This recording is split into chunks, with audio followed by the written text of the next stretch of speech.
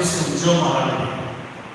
శతాధిపతులు ఆలోచించే సైన్యానికి వెన్నుముక లాంటి వారు ఆ రోజుల్లో. శతాధిపతి అనగా 100 మందికి అధిపతి. తన కింద 100 మంది సైనికులు ఉంటారు కావచ్చు. 100 మంది సైనికులు, 100 మంది సైనికులకు అధిపతి అయినటువంటి శతాధిపతులు దేవుని పాదరక్షణతో ఒదిగిన వారిగా ఉన్నారు కావచ్చు.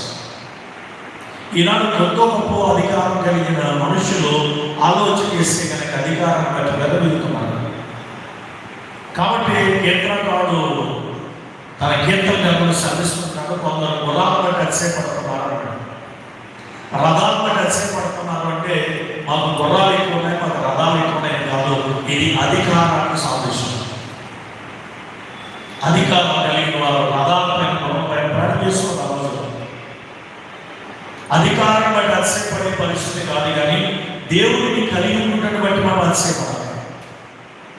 ఎవరు ధన్యులు అనడానికి కీర్తనకారు 145 కీర్తన చెప్పిన మాట ఏంటంటే, యెహోవా తమకు దేవుడిగా గలవారు మాత్రమే ధన్యులు. దేవుడిని కలిగి ఉండడం అనేది ఆత్మీయంగా ఒక యోగ్యత.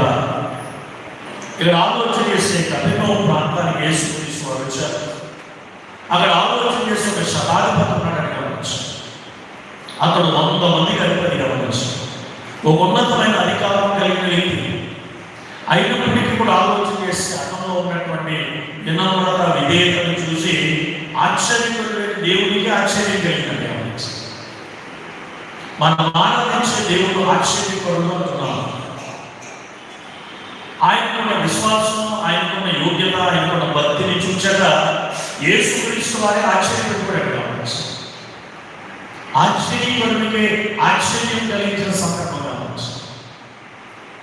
సాధారణంగా పైన ఉన్న అధికారి కింద ఉన్న వాళ్ళు పెట్టి చక్కర చేయించాలనుకుంటారు, బాగా పెట్టాలనుకుంటారు సార్. కానీ ఇక్కడ శతాధిపతులను మంచి రాష్ట్రం చూస్తే కనుక శతాధిపతి ఉన్నటువంటి సైనికుల్లో ఒక సైనికుడు రోగి ఉన్నాడు. ఇంకా 99 మంది సైనికులు ఉన్నారు దగ్గర. ఈ రోగి అయిన వాడు శతాధిపతి కొడుకు కాదు, శతాధిపతి బంధువు కాదు, తన కింద పనిచేస్తున్న సైనికుడు కావచ్చు. తన కింద పనిచేస్తున్న సైనికుడి పట్ల శతాధిపతి ఎంత మంచి ఆలోచన కలిగి ఉన్నాడు. సాధారణంగా కింద పనిచేసే వాళ్ళ నుంచి పై వాళ్ళ తీరిక మాట్లాడతారు. రేపు సెలవు కావాలంటే సెలవు లేదు, సెలవు పెట్టడానికి లేదు. అవతల కూడా ప్రాబ్లం ఏమి అర్థం చేసుకోవాలి గమనించాలి. నువ్వు సెలవు లేదు, డ్యూటీకి రావాల్సింది వస్తే డ్యూటీగా, లేకపోతే మాకు ఉద్యోగం అని ఇలా నిరసన చేసే అధికారులు సమాజం లేకపోతే. కానీ ఆలోచన చేసి కనుక రోగి రాజు ఈ రోగం వచ్చిన తీసేసి ఇంకోటి పెట్టుకోవచ్చు. అది రోగం ఉన్నవాడు యుద్ధంలో ఏం పోరాడాలి, రోగం వచ్చినప్పుడు యుద్ధంలో ఏం పోరాడాలి. కాబట్టి ఇతని సైన్యాన్ని తీసేసి ఇంకొక వ్యక్తిని వేసుకునేటువంటి సాయం ఉంది.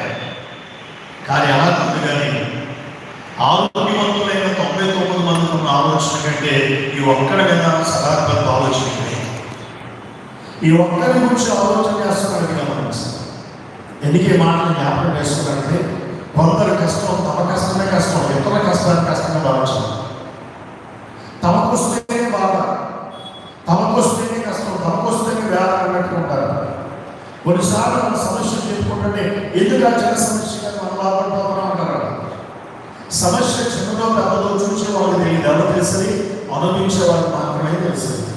అనుభవించాలి. ఈనాడు చాలా చోట్ల ఇంకొకరి సమస్యను మన సమస్యగా భావించక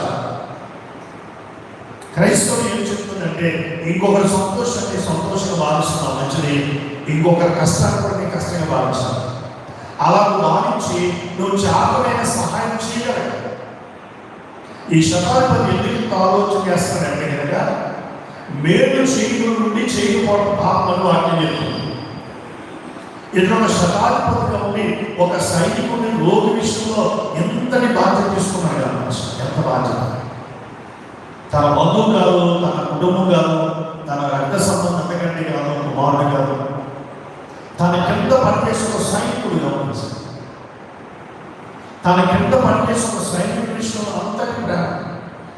ఎందుకే మాటలు జ్ఞాపకం చేస్తున్నారంటే, ఆ ప్రేమను నేను అనుకుంటున్నాను రోగి అయిన వారు కూడా శతాధిపతిగా సంపాదించుకున్నారు.